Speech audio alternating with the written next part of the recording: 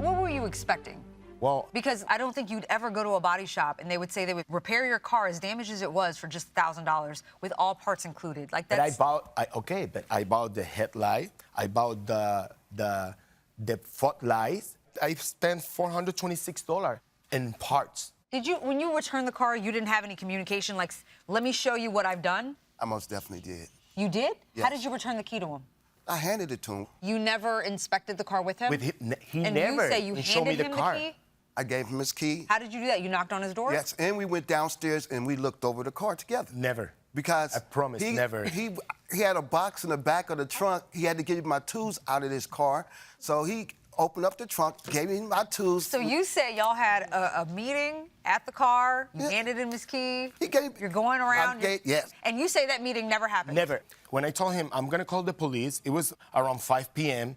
and then he just dropped the key on my door, and then around 7:29, he started calling me, and he started like, widow, and blah, blah, blah, blah, because he won a box with his tools on my car. I gave it to him a week after, and he said, thank you. And I promised, my honor, he never showed me my car. He never, nothing. He's only excuse and excuse and excuse. First of all, I did 85% of the work right there in his store. So every time he came home, he's seen everything that I was doing.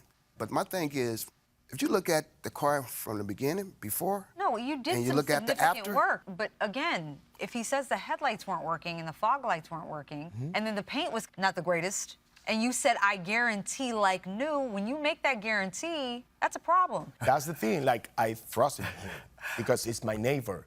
And he's always been nice with me, and he's super nice person. An elevator, oh, how's your, my dog? And we talk, we're not friends. And I'm like, how? I never thought he's gonna play with me because I told him, like, I'm not a kid, so. So you think he intentionally tried to do what exactly? I don't know. I felt maybe he had some issue. He need cash. I gave him $1,000 cash. That's it. And then he forgot about me, about my car, about my, like, I don't know why. I'm gonna open it up. Do you have any quotes for what it's going to cost to fix your car? Not yet. I can drive it during the day because at night the headlight's not working. I don't know anything about headlight. And I'm a nurse. I work 12-hour shifts, 6:30 a.m. to 6:30 p.m. My day's off. I'm helping my family in Puerto Rico. I'm still working. Okay. We're going to excuse the parties while we deliberate in this matter. Thank you both very much. Okay, Mr. Martinez, Mr. Samuel, we have deliberated and reached a verdict. It was not unanimous. We all three agreed that, Mr. Martinez, you were entitled to something back because the work was not completed, and at least in part, the reason for the non-completion was it took the defendant too much time to do it.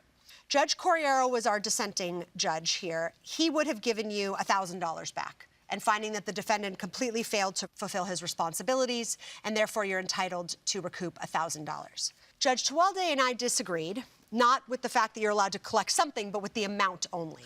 We looked to the contract that you guys made, and that was that the defendant was supposed to pay for the parts. You ended up paying $426 for the parts.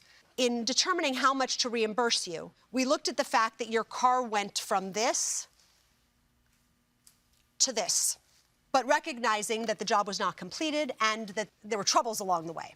We have arrived at reimbursing you for all of the parts in the amount of $426. We denied your claim for emotional distress, which requires extreme and outrageous conduct. It's a difficult burden to get emotional distress damages, and we had no proof of the travel costs. So the verdict is in favor of the plaintiff in the amount of $426, and that is the verdict of the court.